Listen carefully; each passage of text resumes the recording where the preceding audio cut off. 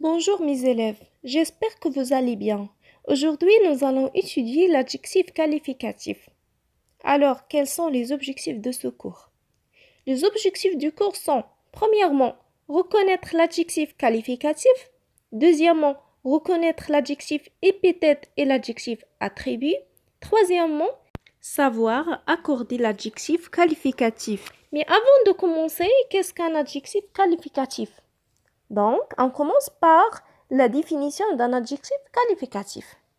Un adjectif qualificatif donne des informations sur le nom.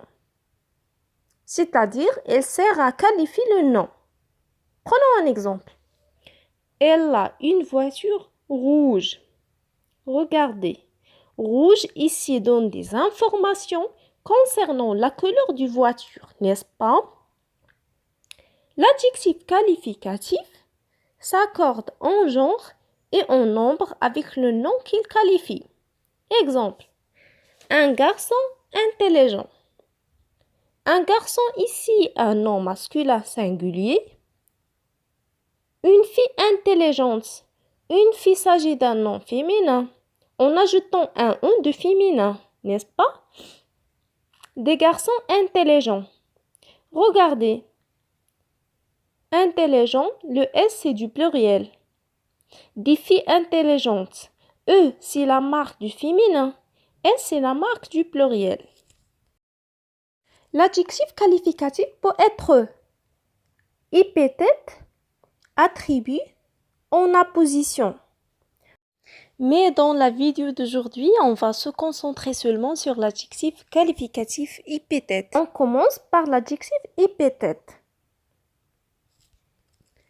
Pour savoir ce que c'est l'adjectif qualificatif épithète, prenez l'exemple suivant.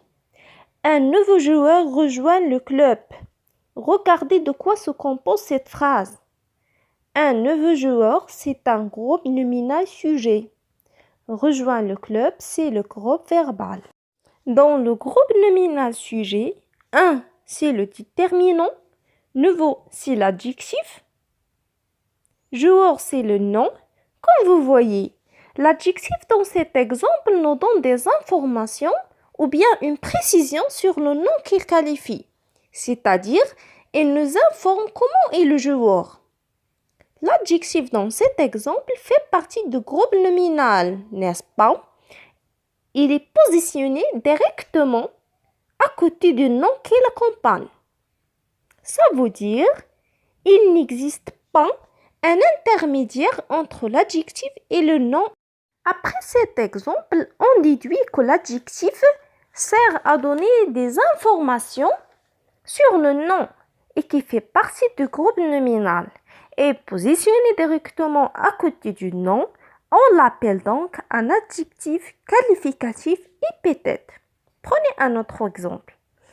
Un homme courageux se bat contre la maladie. Regardez de quoi se compose cette phrase.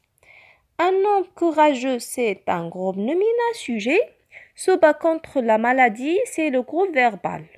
Dans le groupe nominal sujet, un, c'est le déterminant. Homme, c'est le nom. Courageux, c'est l'adjectif. Comme vous le voyez, l'adjectif courageux, dans cet exemple, nous informe comment est l'homme. Il nous donne donc des informations sur le nom pour le rendre plus clair. Et comme le premier exemple, l'adjectif dans cet exemple fait partie du groupe nominal. Il est positionné directement à côté du nom. Donc, il s'agit d'un adjectif qualificatif épithète. Et comme vous voyez dans le premier exemple, l'adjectif est placé avant le nom.